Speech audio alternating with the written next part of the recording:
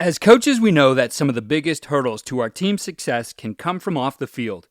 Your team needs support to tackle the endless list of expenses, uniforms, training equipment, travel, and more. But raising that money can feel like a full-time job. Thankfully, there's Vertical Raise. Vertical Raise is the premier online fundraising platform using innovative technology to create the easiest and most efficient system available. Raise more money in less time with a local fundraising coach who works with your team every step of the way to customize the ideal fundraiser. With options for online donations, digital discount cards, premium product sales, and even spirit shops, Vertical Raise has top-of-the-line solutions for every fundraising style. To find out more, visit verticalraise.com and we'll get you connected with an exclusive offer on your first fundraiser. All coaches aspire to be champions, and this time of year is when you set that vision for your team. By now, listeners of this podcast know about signature championship rings and have met some of the signature champion coaches who partner with them to celebrate their achievements. Reputable, affordable, first-class customer service are just some of the ways we keep hearing coaches describe signature championship rings. So as you're ramping up this summer for the upcoming season, create a championship vision for your team now using the design tool at signaturechampions.com/podcast. Give your team a visual to motivate their pursuit of a championship in 2024. And when your team has a championship moment to celebrate, we highly recommend consulting with Signature Championship Rings.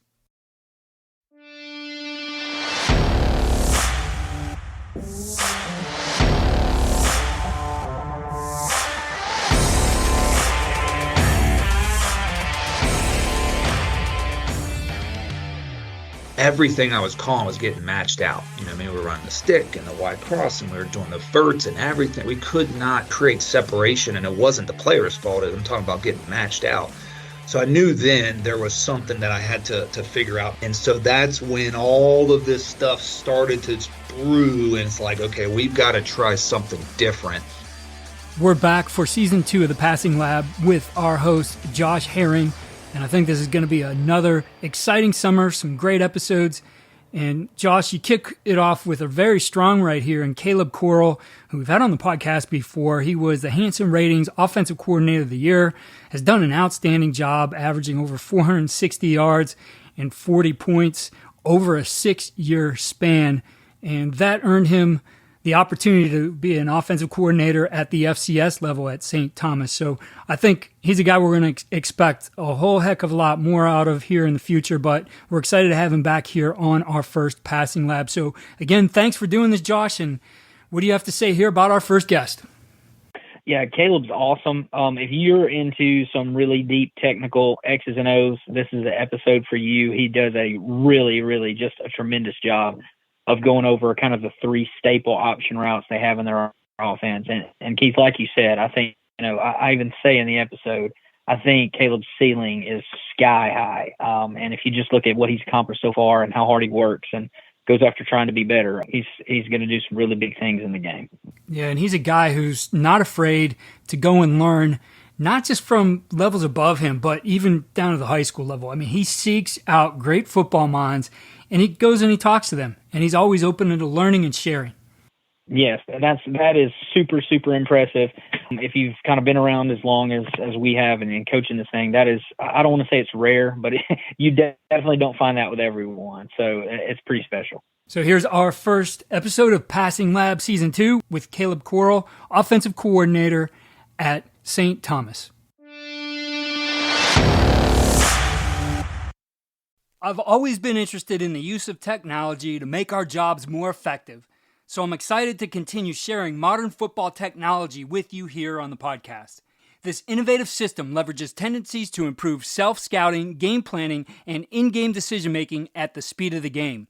Modern football stands out because it's a battle-tested platform used by teams at all levels, like 4-time national champion Bishop Gorman, the 5-time California state champion Folsom Bulldogs, 6-time Texas state champion Lake Travis, Cal football, and the CFL's Grey Cup champions, the Montreal Alouettes. So book a demo today to see why these teams trust modern football technology. Visit www.st-thomas.com www.teammofo.com/demo and mention Coach and Coordinator Podcast or use the coupon code CC10 to receive 10% off your first year. All right, guys, want to welcome you back to the Passing Lab. Got another great season coming up this year. This episode, I cannot tell you guys how excited I am, not just because of the quality of our speaker, but me and him, we line up a lot philosophically. So it is always fun to talk to a guy who I know has some of the same ideas about the passing game as I do. This is going to be a really good one. So today's guest is the offensive coordinator and quarterback coach at the University of St. Thomas, Caleb Corrill. You guys may have heard him on a really big episode of Coach and Coordinator with Coach Grabowski that had just a ton of hits and people listening and getting excited about the stuff he does offensively. So this one is going to be good. We've got a lot to go over. There's going to be a lot of content, so get your notebooks ready. If some of you guys may or may not know, from high school to the college to the NFL level, the cool kids are running option routes. That's the place to be. And a lot of guys are scared of this. It's something I've been a fan of for a long time, and Caleb's as good at this stuff as anybody, so we're really going to hone in on a lot of that. But, Coach, great to have you. Super excited about this. Just thanks for being here, man. Honored to be on here. Like we were talking about before, I'm a fan of the show and this series as much as I am anything else. So just being able to be a part of this, and I know you and I had a heck of a deep dive last summer where we got to finally link up and talk about this stuff. But yeah, definitely I'm excited to hopefully break down some barriers on this option route stuff. It's probably been for me, I know it's been even longer for you, for about 5 years where I've been just begging people to do this. Like, you got to add this to what you do.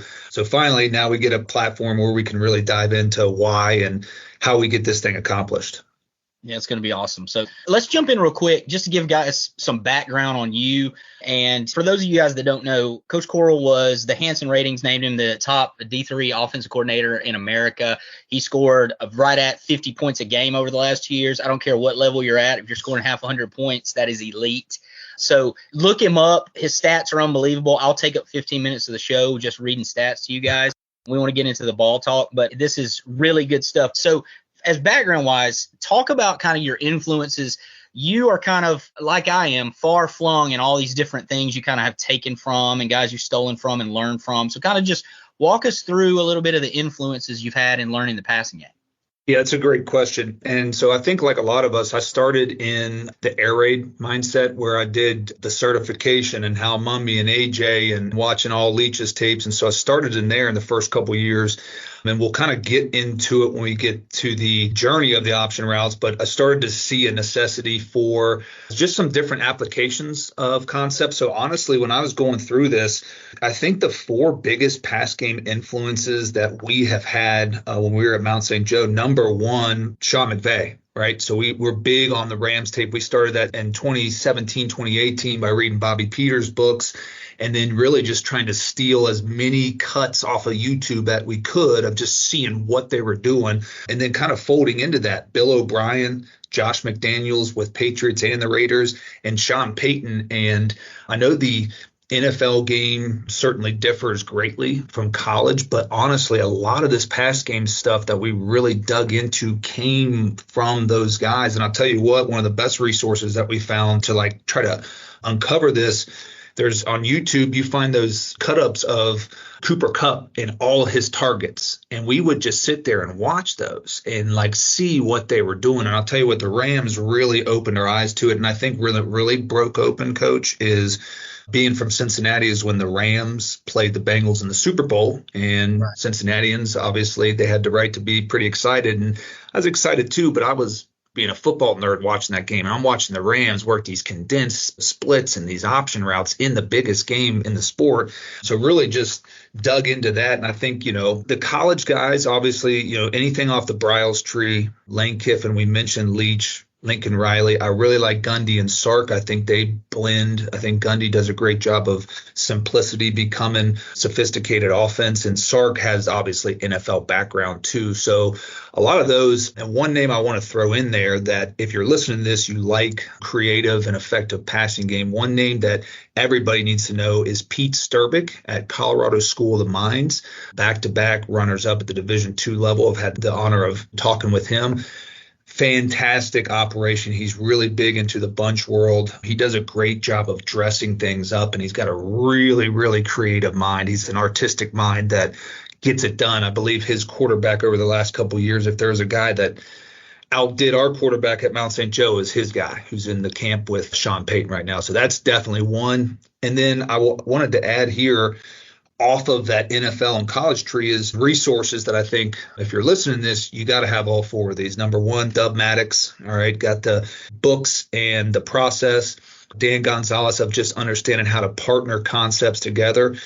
Andrew Coverdale, go back to the original Bunch book. He's been on your podcast. You talk about all the things that he uncovered well before it became in vogue, and learning really how to break the defense's rules.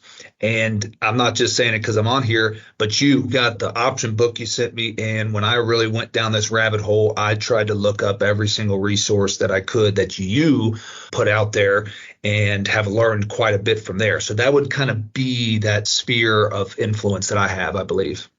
Okay, that's awesome. I'll send you the Venmo payment for putting my name on there as soon as the show's over. No, seriously, I really appreciate that. One thing I want to say, like, before we move on, one of the things that I think inspires me, like, about you, and I think there's this general consensus that a lot of high school coaches feel like college coaches, well, A, that they're not going to talk to high school coaches, and you just named a bunch of high school coaches. But more importantly than that, your journey has been about trying to find stuff and finding the best stuff that you can and finding ways to apply it to your program. And I think a lot of people feel like if you're a college offensive coordinator, well, some guy is your mentor, you probably GA'd for that guy, and that's the system you know, and that's what you do. And the best guys in football, no matter what level it is right now, are stealing from people, whether it's Andy Reid, looking at college and high school film, or you can go all over. But I'm so impressed with just the amount of research and work that you've done, because I know for me, it's been that same sort of journey. You're always trying to look to be better and not deciding that you've got everything figured out. And I just think that's really inspiring. I think young guys can take from that. This always look and try and find new things and adapt from year to year and make whatever. Don't just be complacent with what you have. So kudos to you for that. That's really, really good. Yeah, I pride myself on just being, I say self-made, but I don't mean that. I taught myself that I'll learn from anybody and everybody. And I try to make sure if someone requests to, like, hey, I saw your stuff online, I'd like to talk to you.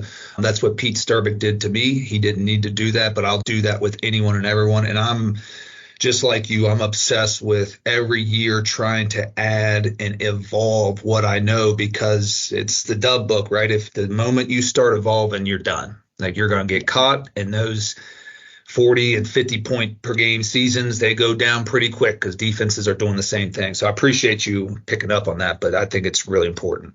Yeah. So I promise, guys, we're going to get very deep into the nitty gritty of this option stuff, but let's do some background first as far as that goes. So talk about your journey in starting to, like, kind of dip your toe into this stuff. And you're in the deep end now, you're swimming in the ocean, but, like, how did you evolve through from being like, okay, let's start with this one option route or two and kind of work our way to where this becomes a huge part of what we do offensively? Great question. So as I kind of outlined this going backwards in time, I think the first way it started is not even anything that we're necessarily going to talk about today, but we were in 2017, my first year, at a really good quarterback. And what we just kept falling back to was the smash. We just kept falling back to smash, smash, smash. It was our comfort blanket, both he and I. And what I found in that is we wanted that to become an all-purpose concept. So essentially what we did was we just kind of made up a system that essentially evolved into a slot choice deal, where we're going inside fade versus one. We want the corner route versus a traditional quarters look. And then we want to bring a corner post back across the face when they start playing cover two. And then once we realized, oh, the inside fade is awesome versus one, but they're going to press bail to three, we need to be able to post snap in that to the seam. I honestly think that's when I realized that you could do this. And we controlled it. I know a lot of people get nervous about this stuff of not being able to control it, but we controlled it pre-snap. And I think that's where it started.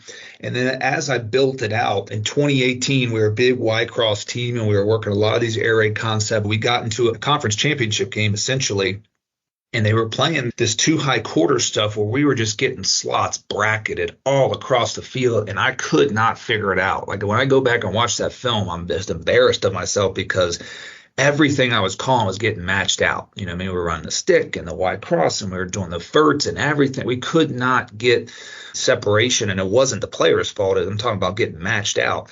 So I knew then there was something that I had to figure out, and that's what kind of led me into understanding, okay, there's this rise in this quarters match coverage that was on the precipice and has really since kind of taken over. And honestly, in that, not only the quarters coverage, but the match technique of underneath defenders, which our defense at Mount St. Joe, Rick Thompson's the defensive coordinator, is incredible. And he started doing this to us. We were running all the classic shallow stuff, air raid shallow. And we stole it for about 2 weeks in spring ball in 2017, 2018. And I'll tell you what, on the first day of the third week, he started cutting crossers and matching those dig routes. And I'm like, we couldn't complete a pass. And so that's when all of this stuff started to brew. And it's like, okay, we've got to try something different. And that's where kind of the first evolution of what we're going to talk about started to take place in our conversations, just because we're like, we have to find a way to disengage from this match coverage, and traditional stick routes and traditional spot routes are not accomplishing what we need them to accomplish anymore. So that's kind of where it got going, I think. That's awesome. And kind of, I'm not going to steal any of your time, but like for us, it was the same thing. Where when in Georgia high school football was pretty advanced. I would say it's ahead in a lot of ways of where a lot of the country is and what they do schematically. And so going all the way back to 2012, 2013, 2014, which is when we really started getting deeper into the option routes, match coverage was one of the issues, and not being able to just throw traditional stick and things like that. So exact same journey. I'm totally with you on that. And I think that people, if you're not seeing that, you're going to see that at some point. It's even revolving back around in some places now to where they're going backwards and you're seeing more vision and spot drop and different things mixed in. But you are going to see this stuff. And so my big thing is answers. You've always got to have an answer. And when you don't have that, it's a helpless feeling. And I've been there. So this stuff, it gives you a shot. That's the great thing. Let's dive into it. I think this is one of the first things you really jumped into for us. This is something we looked at a long, long time ago. So if any of you guys are familiar with like what a lot of people call Hoss Juke, it'd be Hoss Y Juke or Hoss Z Juke, and kind of the Patriots terminology. It's America's greatest empty play of all the greatest, most people would say. We called it Brady just as a one-word call because it made him famous. You know, he's running that 12 times a game in 2007 in the NFL. So you're really, really good at it. You have a lot of great coaching points. I'm just going to let you kind of go, and I'll ask you questions as we work through it, but kind of just dive into the Juke concept for people that may have no idea what we're even talking about. Absolutely. So the first note on here to kind of say that we've got synchronized thought processes. Where we saw it is there's a great YouTube video. It's like a 3-play sequence. It's when the Patriots played the Rams, and it was that low-scoring Super Bowl, and they went Juke 3 times up the field, and I believe they threw it to a back who was emptied out. They threw it to Edelman on the Juke route, and they threw it down the seam to Gronk, who got it down to the 2, and they finished the drive and won the Super Bowl. So literally that's where we got this thing from. So to me, what this does, and I think there's an overarching mindset to me when it comes to the Juke stuff and to the option routes. And once you really pull apart the quarters match coverage, one of the things that I like to think about is once you learn the rules like a pro, you can break them like an artist. And what that means to me is that's a Pablo Picasso quote. And what it means is understanding how these guys are going to match. So if you imagine you're in a 3-by-2 empty, or 3 receivers are on the right, and we are going to go hitches on the outside, we're going to go inside fades at number 2. Now what we're going to have is our Juke route with number 3. And if you play it out versus match quarters, you're going to get everything, unless they drop a defensive end, to drain out of there except the Mike linebacker. And unless you're playing somebody freaky, I'm sure there's some people like that in Georgia and Texas, but the Mike linebacker don't want to cover. That's not what he does. It's a box player. And so what you're able to do is you're able to match people up on that. And so what I love about it is, and the reason we started there, and the reason I think anybody can apply this, is the progression for the quarterback is this simple, in my opinion. It is a 2 high, 1 high answer, right? And the way I teach our guys is, hey, if this is too high, we're going to get everything we want. We just got to make sure those apex players drop out of there. Unless you have a soft corner and apex is a little tight, you might steal a hitch. But if not, let them drain out.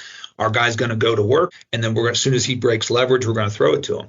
If this thing pre-snap or post-snap rolls to 1 high, you got answers already. You got hitches for cover 3. You got 2 inside fades for cover 1. You hold the post safety, move them or hold them where you want and take your matchup.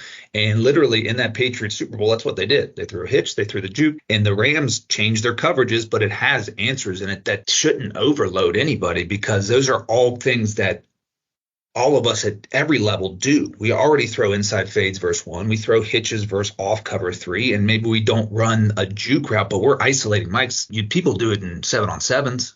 They do it all the time. They drain everything out and they say, hey, just go get open off the mic. That's what this is. And to me, where we really nailed this thing down with the juke route is what we wanted to do is we wanted it to have enough tempo to let the coverage drain, but also be quick enough to attack the mic. So our whole thought process is we want to try to attack the inside shoulder of this mic. And the reason we want to do that is it's going to take some time to allow those apex defenders to block out of there. And I think one of the overarching themes to me, and you'll probably get this as much as anyone, is there will be times on our film where we'll take free space and it looks like a stick route. If it's that free, great. But with match coverage, what we want to do is we want to take a linebacker and disallow them from being able to stay on a similar lateral plane. We want to move them and shake them. And what the squaring up this mic does is it's going to freeze his feet. We're given a 1-2, maybe it's head and shoulders, and then we're running away from him, whether it's inside or it's outside. And I think what that does is it accomplishes everything. It puts the mic in a tremendous pressure, but allows the umbrella of the coverage to leave. They'll all be outside the hashes. You have hash to hash to win on the worst cover guy that stands up on a defense. So to me, it's just, and I'm looking at these numbers, I like to do this so people don't think I'm just making this up. Over the last 2 seasons, we're 81% completion on it, and we're 86 adjusted efficiency, which to me, adjusted efficiency is when we go back and we grade our film, we look at concepts. Obviously, completion's completion, but we want to know, are we getting our guys open? So an adjusted efficiency is the concept from a play caller's perspective, open. We might miss the throw. The route might be poor. It might be a drop, and we'll notate that. But adjusted efficiency means we're getting people open, which at the end of the day is the name of the game of a play designer and play caller. And at 86%, I mean, that's perimeter screen efficiency. Right. So that's what I think. I mean, I just think it's a great one. If you're not in this world at all, Hosswide Juke, there's so many just great clips on YouTube. Bill O'Brien's coaching it up on a clinic. There's a 7-minute clinic that you can hear it and see it. But I think it's almost a fail safe because it's insulated properly with routes that we all throw. And you're going to be working off of the worst cover guy. Right. So good. So good. So on the juke, you're squaring up the mic. Do you prefer or do you care? Like, say he breaks back outside. So He's to the field. He breaks back outside. Do you prefer him to sort of break out like it's an out route or to pivot back outside? Or do you have a preference or do you care at all? It's a great question. Done them both. Honestly, we go player by player on that, which is a lot of our offense. So there may be some guys. I know the number one thing that we would do is if you imagine we're coming from the right, we're squaring them up, is our guys would hit right step, left step, the rocker. It's a crossover, and then they're running out like essentially an out route, if you will. Right. Now, some of our bigger guys or even like hyper quick guys, it might look like a whip route. Like they're going to hit them like a little hezzy and then they're hitting a slant, stick their foot in and run away. So I don't know that I have preference. I think the biggest thing is how quickly can you get out of the break? Because one of the only things that I've seen besides people putting extra hats in there to guard an option route that stops it is guys getting too cute in front of the linebacker, because at the end of the day, if you do it enough, they're going to hold you. So you can't go up to them and be stopped. Your feet can't stop. So however your guys can get out of it quicker, we've done them both. That would be my answer to that. Yeah, that's good. So this is going to apply to several of the routes really that we talk about. Yes, but absolutely. Quarterback wise, I'll just let you talk about quarterback drop or how this could be slightly different than a normal timing based concept of what you do with the quarterback. 100%. So one thing you have to come to grips with that in a lot of passing concepts, we're on time and we're in sequence and all that. And I'm telling you, you got to be on time. But to me, at least these next 2 concepts we're going to talk about, including juke, it is a reactionary throw if we're throwing the juke. And that sounds, some people are like, I'm not going to do it. But to me, what it is, I mean, Tom Brady is the greatest of all time, right? But when you watch him, to me, it's, if you teach a punch step, I'm a right-handed quarterback. I punch with my left. I rock with my right. What we teach our guys is we want balance in our drop. Okay. We want a sturdy base. And then basically what we tell them is we want our 6-inch lead step to throw it on the front side shoulder of wherever our guy breaks. And the reason it is a reactionary throw is if we dictate the route, it's no longer an option route. Both you and I and everybody listening can call a slant, can call an out, can call a whip. And those are all good. There's times for all that stuff, right? So what you have to do is you have to be reactionary to it. And I'll take it one step further. The way that we accomplish this is we have created a drill. And it's literally, we call it our option drill. And I want to give credit where credit's due. There's a young guy on the Mount St. Joseph staff that most of you listening will have not heard his name, and I'm telling you, you need to write this name down and remember it. Lane Little is a wide receivers coach at Mount St. Joseph. He created this drill where what we're doing is basically it's one coach, it's the quarterback, and it's the option runner. And basically what we're doing, whether it's Looky or Juke, we're giving the defender that we are optioning is the coach, and we can give all different leverages. Head up, outside, inside, jump outside, jump inside, match it, roll it down. We can do whatever we want. Whatever you start to see, you want to accommodate. And so what we'll do is we'll do a 3-prong progression. We will do a speed, 1-step, power win. Okay. And that's just traditional. Step, you want to go inside, step with the outside, run across his face, and vice versa to the out. Second prong in the progression is the rocker step that we just talked about. You got basketball kids, it's a crossover. If you're on the right side, you want to go inside, it's left, right, back in. Or right, left, back out. Okay. Third in the progression is what you'll start to see on some of the NFL tape is some form of a jerk route where we are setting a stick and using almost a double, 2.5, triple move to go back in or back out. That one we want to be our changeup, not our fastball, because there's a lot of volatility to that, but we practice it. And then what this does, going back to your question for the quarterback, is his job is based on Juke or Looky, he's either controlling, he's making sure the structure stays too high in Juke, or when we get to Looky, he's reading the mic, he punch, he rocks, he's in a balance set, right? He's got a square base, and as soon as his receiver breaks a leverage, he takes a 6-inch lead step to the front side shoulder, whether that's in, out. If for whatever reason they spot drop and we sit down, that's what we're doing, and that's how you teach the timing. You're teaching the route, the read, and the quarterback timing all in one drill. And if that stimulates your brain, hit up exactly who I just mentioned, Lane Little. He made up the drill. And I mean, this drill is fantastic. And that's why we're at 86% efficiency on this. Yeah, that's so good. And the last thing about the Juke, because we got so much more to talk about, but like we could go forever just on Juke. We could do a whole episode. Like a lot of colleges, and we've done this too, are just basing when they're running hitch seam. They're just basing with the jerk route. And we've done that too. And there's good things. But the thing about the jerk, and you can get grabbed. I mean, there's a much better chance. And the way you guys are doing it, especially if you have smaller slot type guys, like I know a lot of high school guys have, you have that ability to not let that guy get hands on you and then quick twitch break across his face. That's what I love about your version, rather than just saying, hey, we're going to lock in the jerk. Having that as it's in the toolbox, but that's not our base way we're going to do it. Whereas it's a lot tougher if you're going to jerk every time, all of a sudden to say, well, this is not really working, we're getting grabbed. Now we got an option. Well, you haven't worked that as much. So I think that's one of the benefits of the way you guys are doing it. And I'll say this, if you jerk from the start, your kids can outsmart themselves and jerk back into just poor leverage. Right. That's what happened to us. We wanted to be super cute and jerk the whole time and like have this crazy shake route. And we did exactly what you said. Our efficiency went down. So that's how we went back and figured out that's a changeup. That's not our fastball. We had a guy at the school I was at before that we're like, yeah, man, you're taking 3.5 seconds to run your jerk route. If we could just calm down and maybe get the ball out, since this is a quick game play for us. But I digress when it comes to that. I've been there, brother. Ryan Reynolds here from Mint Mobile. With the price of just about everything going up during inflation, we thought we'd bring our prices down. So to help us, we brought in a reverse auctioneer, which is apparently a thing. Mint Mobile Unlimited Premium Wireless. How to get 30, 30, bit to get 30, bit to get 20, 20, 20, bit to get 20, 20, bit to get 15, 15, 15, 15, just $15 a month? Sold! Give it a try at mintmobile.com/switch. $45 up front for 3 months plus taxes and fees. Promo rate for new customers for limited time. Unlimited more than 40 gigabytes per month slows. Full terms at mintmobile.com. Hey, it's Kaylee Cuoco for Priceline. Ready to go to your happy place for a happy price? Well, why didn't you say so? Just download the Priceline app right now and save up to 60% on hotels. So whether it's Cousin Kevin's Kazoo Concert in Kansas City, go Kevin, or Becky's Bachelorette Bash in Bermuda, you never have to miss a trip ever again. So download the Priceline app today. Your savings are waiting. Go to your happy place for a happy price. Go to your happy price, Priceline.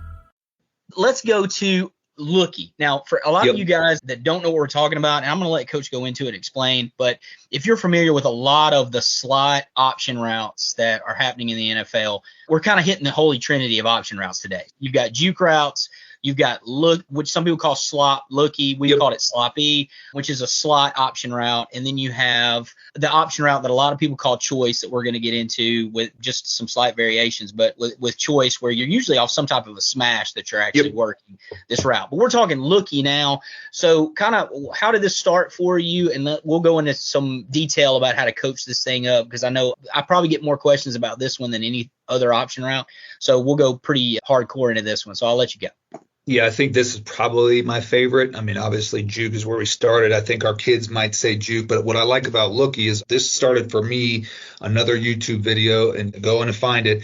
It's Drew Brees, Alvin Kamara, Saints stick option. They have all their cuts from whatever year that was, and I watched that 20 times just obsessing over what they were doing. They were running classic stick to a three-man side, and they're letting him go to work on the weak side linebacker. And I think LSU in 19 did it a ton. There's a whole nother deal there that you can find. And what I love about this is, even more so than juke, is to me, I'm a believer in quick game. And Coach, you can probably attest to this. I think quick game is not run enough over the spectrum of football right now. I think people have replaced quick game with RPOs, which I think is great, right? To me, that is a traditional application of quick game where we're controlling the linebackers. But I still think you need quick game, because what this became for us is on 3rd and 4 to 6, unless you're getting the green light to go for it every time, you got to throw it at some point, right? I mean, it's hard to run for 6 on 3rd down, right? So what I like about this is, if you imagine we're in a 2x2 set, and the one that we found the most squeeze out of this last year is we're going to run some type of a snag concept, right? But to us, everything that, whether it's a cousin, brother, third cousin, whatever it is, of stick, where we have somebody at vertical control, we have a stick zone, and we have someone as a flat control, that's stick to us. That's a stick family. So we need that on the front side, because if you imagine against a 4-2-5, the only way that they can get enough bodies over there, unless they roll a safety, is to push the mic. That's it. It's the only way they could do it, right? So we have that on the front side.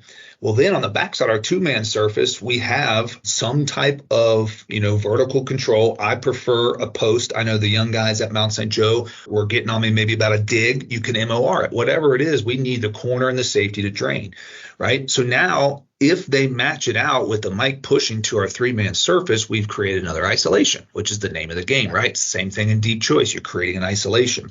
And what I love about it is, if you go from left to right, where our snag or stick or whatever starts, all the way back, it's a progression within a quick game concept, which I freaking love. I think that's so critical, because, quick game is out there in mirrored concepts, and I think there's validity to mirrored concepts. But your kids can guess wrong, and guess what? They're holding on to the ball, which is no bueno. We can't do that. So what I love about this is we have options at all 5 spots that solve some type of problem. And if they do what we want, as again, learning the rules like a pro, so you can break them like an artist, as soon as they match everything out, we've created the isolation and that's why we're talking about this. So I think a key to this is what I've been mentioning, is you have to insulate it with a front side concept that your kids will throw. Where our offense in this route took over last year, we've run it for 5 years, but it went to another level, is we started really throwing the front side concept. That is critical, because we can do this and hope they just match out. People are going to wise up. They're going to give you different looks. They're going to, roll safeties down. They're going to drop that mic deep where it's not going to give you a clear push. And you've got to be able to throw the stick. You've got to be able to throw the back if you need it. If you get the advantage to the corner, you've got to be able to throw that over to the front side. So I think that that's a key, is take your best version of stick, snag, whatever it is in that vein, and start there. That's my advice. Whatever you're doing, the old school way that people would do this is, okay, we're going snag double slants. Here's my greatest pitch for option routes. Okay, snag double slants. That's great. I mean, it's awesome. What happens when they take away leverage on both of our slants and they match out the snag? Now what? Exactly. That's why I run option routes. When it's a time for a slant, I'm going to run a slant. When it's time for an out, we're going to run an out. And when we need to disengage from match coverage, we're going to disengage from match coverage. So again, we hold the pin last. That's the reason we run the option route, is I want to be able to take the leverage that is given to us no matter what they're doing. That's my ultimate goal with this stuff. So I think that, and again, on this one, over the last 2 years, 71% completion, 76% adjusted efficiency. So three-quarters of the time we're getting a completion on this, and that doesn't even include the front side efficiency that we are operating at a high level. That's unbelievable stats. Unbelievable. So really, really good stuff on a play where you can get explosives, but you also have high percentage, which is what Correct. everybody. So you're running the looky, you're in the slot to the boundary. Yep. What's our general coaching point of how we're going to run this route off of the near defender? All right, so what we're going to do, and if you're running it traditionally where we're going quick game to the field, option to the boundary, here's the number one piece of advice, especially, and I'm sure you see it down there in Georgia. I see it in college all the time. The number one thing is against a base 4-2-5 is you're going to get an inside anchored will, right? There's going to be a glowing look for your receiver to go, man, I can run a speed out right now. What I'm telling everybody on here is I'm trying to save you the heartache. Don't run a speed out without squaring up the defender, because what's going to happen is they're going to be playing some type of read two in the boundary, and somebody's going to get their head knocked off or getting picked. So again, go back to it. We've got to square this guy up. And people will say, well, what happens when he wants to wall us inside? He's not letting us go inside. This is what we tell him. Drag him to deep water. He's protecting the inside for a reason. So when he's protecting it, let's go inside to hold him in there to create more space back out. And if we go in versus a read two, the corner is more likely to lift to that 10-yard range because nothing's threatening the flat. So now we've created this space, and you can imagine it's almost like a whip route where we already know where we're going to end up, but we have to use the leverage of the defense. Again, break their rules. Bring it inside, make him think it's going across his face. He's going to fight like heck to turn his shoulders and not let you do it. Great. Now I'm going to stick my foot in the ground and use a quick guy to run right back out to that speed zone landmark, but to the speed out landmark, but the corner has lifted now. He's gone. So now I have space and there's freedom to catch and turn and get upfield. So I think that's the critical element to it. I will say with Juke and Looky, if you can get across the face of the matching backer, that's where the explosives are. You can create punt return alleys. If they drain out the front side, safeties open up, and we can cross his face, there's times where your kid will catch and can crease right up the middle of the field. We call it a punt return alley. It is open, right? But sometimes they won't let us go in there. So that's, again, why we do it. We're going to take the leverage they give us, but drag the defender that's matching you to deep water. If he wants to protect outside, go outside to come back in. It's a classic how you run a slant. Set them up with a little stem to the outside and come back in. It's all the same principle, but I think that is a critical element of it to get the highest yield of efficiency you can. Yeah, I watched the drag them to deep water coaching point. So I'd never heard that. I completely stole that. It's amazing. For those of you guys that don't know, if you're a Glacier Drive member, Coach has got a ton of videos going over his passing game. I've watched them all. They are phenomenal. But that was one of the first things watching your video on Looky is that coaching point. What a great visual. I think it makes sense to kids. I think it's really good. A lot of the NFL teams will say slant till you can't, and then on some option routes, it's when in doubt, break out. You got all this stuff. Do you have anything you're telling the kids, or are you just saying win off the guy's leverage and either break across his face or break back out? Do you have like a preference, or it's a day one, dirt dumb day one, this is what we're going to teach the kids kind of coaching point? It's a great question. I think if I was starting from scratch, I would implement whatever your preference is. Slant till you can't, I think, is a great coaching point. We probably started in that vein. Honestly, when we built up, where my brain kept going back to is if a kid was struggling with the decision-making process, we would probably put some of those parameters on them. But honestly, where we went, it's the same thing to me. Is like we would educate them on the structure of the defense and where the pocket's going to be. But what I try not to do in deep choice or underneath option routes or when we talk about goof is I don't want to overcoach the decision. I want to coach the technique. So to me, if you pulled on one of the guys that played for me, he'd say, we got to square him up, step on his toes, shake him and win. That's what they'd say. They'd say, that's what we're going to do, whether it's in or out. I'd say most of the time it breaks out. Yeah. But it breaks in. You know what I mean? You'll see it on the clips. It'll break in. So, because I've done it before where I overcoached the decision and now they're robots. And now I might as well just call a slant or call an out. You know what I mean? Which are still good, like we talked about, but that's not what this stuff is.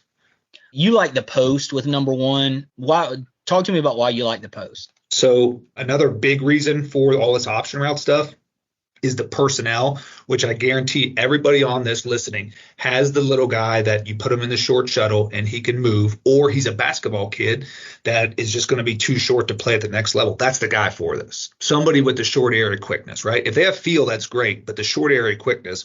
So when I first started doing this, we had 4 of those guys. We didn't have X's. We didn't have outside guys.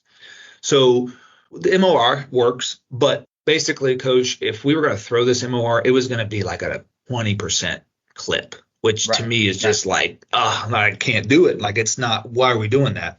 So the post to us was going to achieve 2 things.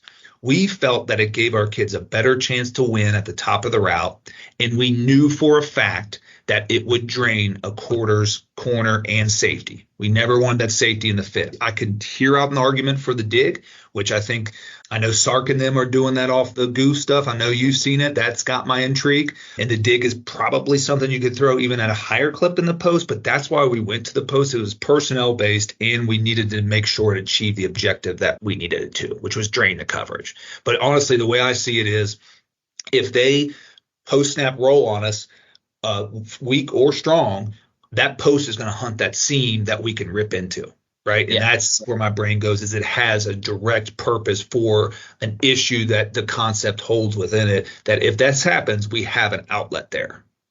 Yeah, that's really good. I know one of the things that guys will ask me on Twitter or whatever, so drop 8 wise, you're running this and you're getting drop 8. Yes. What are things that you've seen or issues you've had to kind of troubleshoot through this? If you're getting all of a sudden, okay, we're squaring up the overhang and we're getting the slant, but now there's an inside backer sitting in there because they've got the edge guard dropping. I'm getting juiced because you already know the problems that exist. So when we get drop 8, and it's happened to us in the last 2 playoff appearances at Mount St. Joe, most of the times in drop 8, it's going to have more of a spot drop element to it. So this is what we taught our kids, and we'll probably get to the goof next. We wanted to leave the mindset of this is match and we've got to disengage from this guy to find and hunt space in between those 2 backers. If you go inside, you just said it, it's probably going to be there's someone else in there. So what we want to do is however you do it, whether you got to kind of carve out the space or you can just go take the first void underneath, we want this to have more of a read element to it than what you and I would declare an option route, if that makes sense. And it sounds like, well, now you're adding rules to it.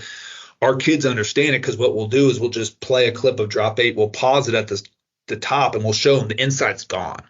Inside's gone, but look at this void in between, this overhang and this inside backer. This overhang's pushing to the flat. This overhang's dropping to this hook up right underneath there for 4 yards. We'll deal it to you. We might get tackled for 4.5, 5, but we're okay with that. We're still gaining efficiency. We're attacking space that they've given us. Yeah, that's a really good answer. I know watching 2019 LSU, and they saw drop 8 once they are obliterating everybody, and we would watch and try and figure out, okay, well, why is he doing this? I think sometimes you just had 2 all-pro wide receivers that are doing whatever they wanted, but watching them operating its drop 8 and not even care and just continue to throw it was pretty eye-opening. But that's really good coaching point. Okay, let's jump into Goof now, which is kind of the third member of all this. So I think the way that you do it is slightly different than what you're seeing a lot of the NFL teams do it. But I know I've seen some of your stats that your efficiency on this is unbelievable. And it's just a really cool, unique thing that I think maybe even for guys that are still sort of like, I don't know about this stuff, I think Goof is kind of an entry-level thing for a lot of guys where they can be like, okay, this is not that hard. Multiple kids can do this. So talk us through the Goof concept and kind of how it just came about, and then we'll try and coach it up for the listeners. Yeah, 100%. I agree. If the other 2, I can understand where like the technique and stuff might put, some type of separation there. Goof I think everybody should run. I do. And again, I think this is your specialty. That's why we did 2 hours on this thing last year. But to me, what Goof is, to boil it down, it's a smash read. That's what it is to me. So basically, if you can imagine, and I like it out of condensed to soften up the coverage, but we got a 2-man surface. We've got a will, a corner, and a safety. What we're going to do is, instead of isolating somebody, we're going to read space. We're going to read the match of the defense, their areas that they're dropping to, and take the freest space. So you can imagine in a condensed set, our vertical guy's always on the corner. He's always on the corner, and what we tell him is you have to control and beat the safety. That's your responsibility. It's not the quarterback's, that's your responsibility. The quarterback's responsible for the corner. This is smash. We don't want to overload him. He's responsible for the high-low read. The goof runner, which I agree, almost everybody can do this. I bet everybody in our program at Mount St. Joe did this. Is his job is, let's say we get this corner out and they want to bracket it with the corner, the safety, and all that's left is the apex. We're going to do what traditional condensed smash is. We're going to run our speed out. We love our speed out. 4-step speed out. We're dealing it to them on the upfield shoulder. We're getting our 6 yards. Thank you very much. Okay, now to your credit, I use this coaching point. We have an LOL, low outside looking corner, that's hanging in that mid zone at 6 yards, but he's looking back at this goof runner that he's going to drive down on if you go to the flat. Well, our number one objective now is we're going to hook up in between the apex and the corner, show our hands and eyes back to the quarterback, and one of two things are going to happen. We're either going to deal it to you and we're going to catch a knife and penetrate the defense for 6 yards, or it's going to track down the corner and the will and allow us to now throw the corner on the smash, because at the end of the day, it's still smash, right?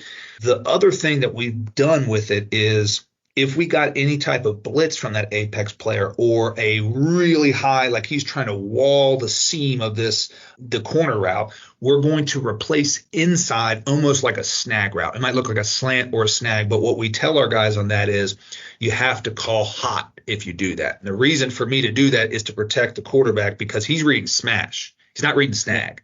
So the receiver is responsible for that.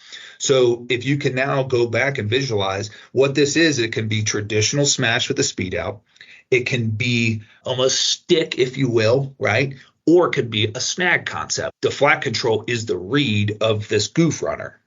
The only thing that I've found that puts stress on this, that I think turns it into the NFL version, is if pre-snap the apex is lined up over top of your receiver, or they stack check you to top hat, where now the guy that we're reading space, and now all of a sudden it's like there's a guy matching me. So take the inverse of what we just talked about from Looky versus drop 8, right? Inverse that. Okay, we're space reading, and now all of a sudden there's a match. If we get matched, it turns into an option route. And that, to me, is what the NFL is really doing, where they're expecting somebody to be waiting there. Here comes Cooper Kupp. He right, left, runs across their face, in or out based on the free space. But I think that it sounds like a lot, but really it's just taking the freest space in essentially the flat that's available to you. And what makes it, to me, even more wholesale available is it's a great front side concept for all the back sides. Wide cross, double post. We like the benders and stuff, or whatever that is that you book read across the formation. This is your front side.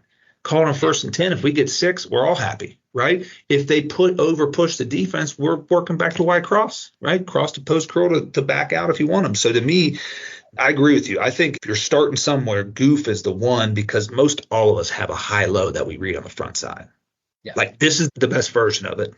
And if you ask our kids at the Mount, you ask them to call a play, what one play are you calling right now? They're saying some version of goof cross. That's where they're going with it, 100%, because they know they have answers for pretty much everything, no doubt. Yeah, it's a good one. Was it strictly a boundary play for you, or did you guys run it to the field too? All right. Awesome question. So go back to the guy that coached Lane Little, Mount St. Joe. If you don't know, you got to hit him up. Follow him, hit him up. 2 springs ago, I was all boundary, and we were good at it, right? But it can get compressed pretty quickly. And then it turns into the front side of wide cross, where you're just running a traditional fade flat. And it's like, we just wanted to match it, and then we'll go to the cross. Well, we wanted to throw the goof. So he's like, Coach, why don't we run it to the field? I'm like, there's no rule saying we can't. Let's do it. And I'm telling you, that's the number one adjustment that was made over the last 2 seasons for us, is we started running it to the field, and the space that we've created to the field is incredible. The speed out's going to be open every time. They're not going to run trap 2 to the field. And if they do, we're running benders across, like we're getting in the middle of the field, right? And then what also happens is you take this mindset of the Y cross, they're more likely to play that 2 to the boundary, which is going to widen the safety to the boundary. It's going to tuck the field safety in. So we've got smash leverage to the field. We've got inside leverage from the boundary. And now to me, it's like you're reverse engineering these two concepts. But honestly, it makes it cleaner for the leverages that we're looking for. And so that, to me, if that's the number one adjustment we made, right? We put your LOL in last summer going into last year. And then that mindset of processing that, and then we flipped it to the field, that it became even greater than what it already was. So that is a great question, but that to me is a game changer. Yeah. For you guys that are listening that have, sometimes we're just using this terminology, I know, and throwing it at some of you. So I've traditionally called Goof, Goofy. Coach calls it Goof. Goof, the Patriots, who kind of made this famous, called it Goof in their gigantic system that they had kind of in the Brady years. And so that's kind of where that term comes from. But you'll see a lot of guys on Twitter call it choice, and you'll see all the different things. This is just a variation of that. But I absolutely love it. I will co-sign everything you just said. It's a phenomenal pattern. And one quick thing that you just brought out, like if you're running the corner route from number 1 to the field, the safety is not going to be outside number 1. You are going to clean up the read and define it for the quarterback, because that's just not the way defenses line up, because it's suicidal. They wouldn't. Yeah. But that's, man, this is so good. I've got pages. We got to hit a couple more things. I got to be, Coach has got recruiting and all kinds of things. He's a busy college coach. We're going to have to get him off. We got a couple things. So everybody on here, if they're still a skeptic about all of the option route stuff we've been talking and kind of this deep dive, you have something. Every high school in America runs fade flat. Everyone does. And a lot of people, I've heard, Coach told me the other day, and this kind of made me, I was like, I got to get Caleb to talk about this, because you said fade flat is dead. Why would I run fade flat when every single defense in America is running read 2, and it's the very first pass that they install on the very first day? Kind of how traditional smash a lot of people feel. But you've got a way of running fade flat that has made it to a new thing and kind of juiced up the concept, and I love it. I think it makes it really easy, and it's very just clean for quarterbacks. So it's sort of a snack or snug formation, stack release, fade flat. Talk about that real quick, because I think everybody can use this. It's an amazing pass play.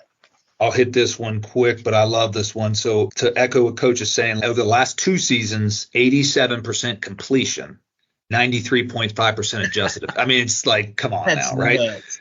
So we're cutting this split, and this is what this thing does. So let's go through the concept real quick. We got 2 guys condensed in. Our number 1 receiver still has to hit the landmark of the MOR. So what we're going to do is what I call spray in the release at the outside shoulder of the corner, right? So it's got an angle to it, and we're still MORing to get into that void, all right? And then what we're going to do with our number 2 is we're going to step into what I call vapor trail, so right behind that receiver, and we're going to follow him and duck out at 5, okay? That's how we coach it. And what this does, all right, is the condensed, all right, aspect of this. It creates the space and leverage that we desire. It softens up the corner, all right? And there was a Wall Street Journal article that came out this winter all about this condensed split stuff. And the number one thing that I took away from it is when you bring that condensed split in, we are dragging the corner inside and turning him into spatially a safety. He doesn't have this sideline to protect himself anymore, which is all this read 2, and you run this MOR, you get jammy out of bounds.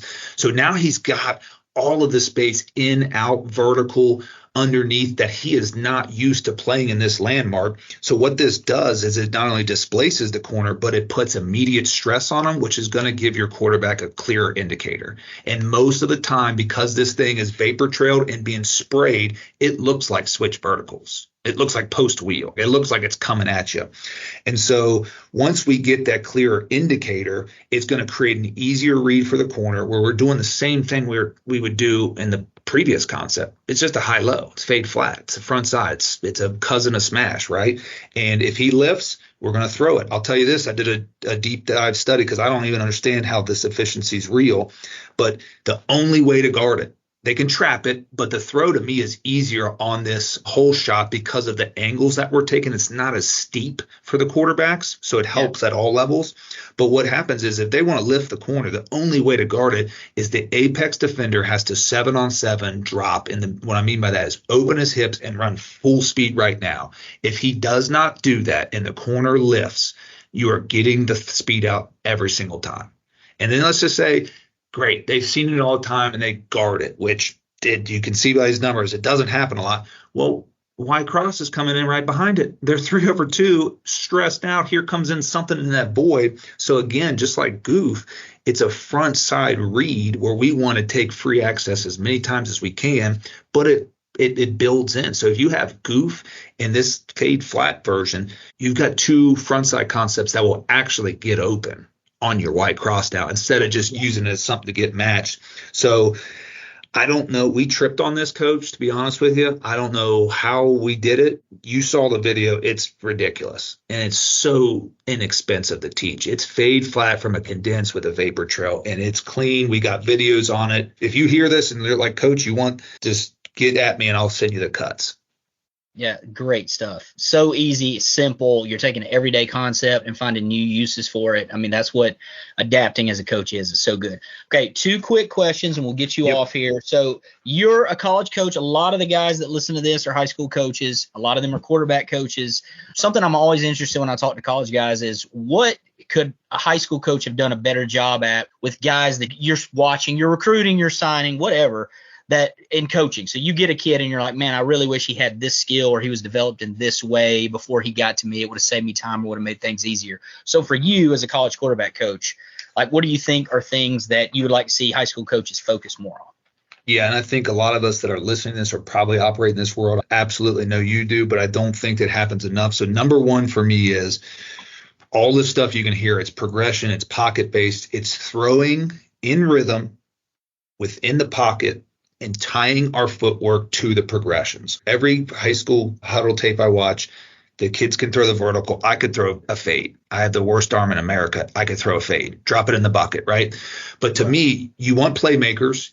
You want guys that can operate outside the pocket. You want guys that can throw it vertical on the first read. But to me, a lost art in football right now as a collective is being able to go through these simple progressions inside the pocket where our footwork is tied to the progression and these kids can work. I'm not saying they got to get back to their fourth progression all the time. That we all know that's difficult, but can they go from 1 to 2 to 3 and take it from just a quick game concept and move it while operating the pocket, right? And a lot of kids, I'll rate a kid higher that has balanced footwork where his feet, you can see his feet, eyes, and hips working the progression in sequence. They're all tied together over a kid that's running all over the place and he's creating all these plays because I know he can get the football out and work within the pocket. And again, you don't have to drop back 100 times a game to accomplish this, but you have to be able to work inside the pocket and tie your feet into that. And I think I would just piggyback that with teaching the deeper why within the concepts, the intentions of the operation is what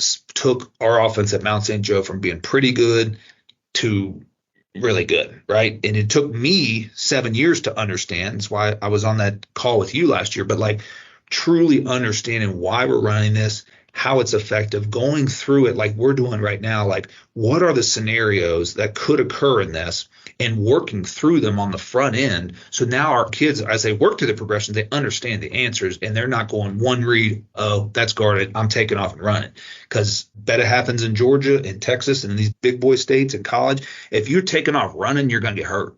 It's just going to happen. It doesn't matter how good or big or whatever. So to me, that's one thing that if I see a kid that can do that with his feet, eyes, and hips and work through a progression and teach me, for example, fade flat, Y cross, and tell me why they do it and what each part of that concept is for, it's going to have higher value than somebody that's just running circles and creating all these plays down the field outside the pocket. I'm not saying that's not important, but the best teams, they throw from the pocket.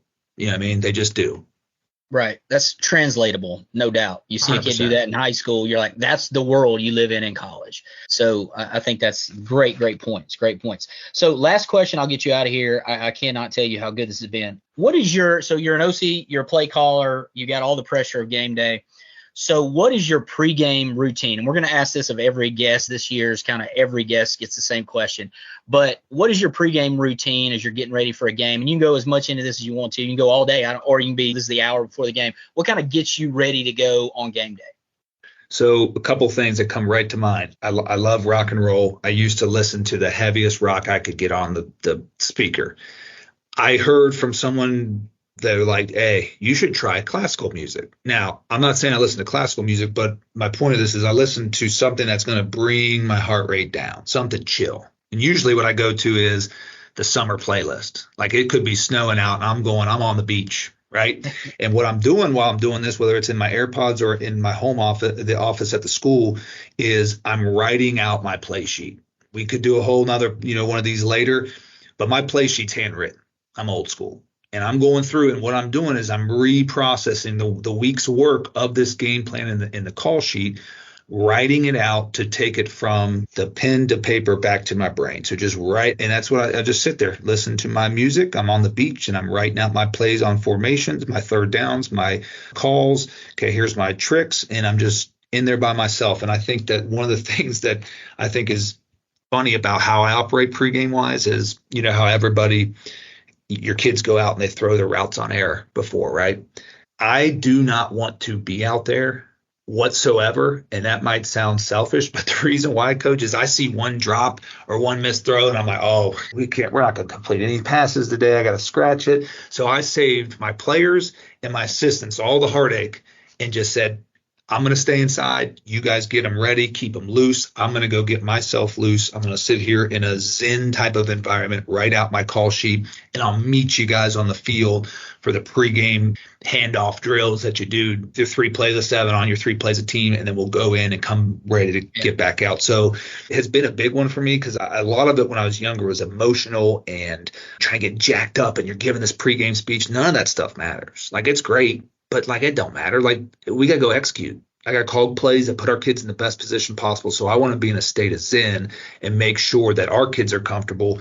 I'm getting myself mentally comfortable to go call a football game, because calling a football game it's not about getting jacked up and screaming. It's a mental game. That's what it is, right? That's why people go up in the box. So I think that's one. And then, the last thing I'll do before we go out there, I know this was one of the questions on the previous year's iterations of this deal, is I'm going to go in, I'm going to drink a rain, right? I'm going to drink a white gummy bear rain, and I'm going to get ready to go. It gets my brain cooking, and then we're out on the field, and we're going to try to get first downs and get touchdowns, come to the sideline and do it again and again and again. And that's the general outline of this pregame routine that gets me right. That's good. Really good stuff. Coach, you absolutely crushed it. I've got 3 or 4 pages of notes and I haven't even listened to it. I'm trying to ask questions. So I'm sure I'll get more as I go back through. This is going to really help people out. Thank you for promoting option routes, which is one of my passions that I try to convince people and proselytize and let them know that you can do this. And I'm constantly told you can't. So all the time. It's good to hear from a guy who's got it figured out, is working it. Coach, you're elite. I'm looking forward to watching your career. Your ceiling is sky high. So you guys kill it this year at St. Thomas, and let's keep in touch, and really appreciate you being on. It's been an honor. Thank you so much.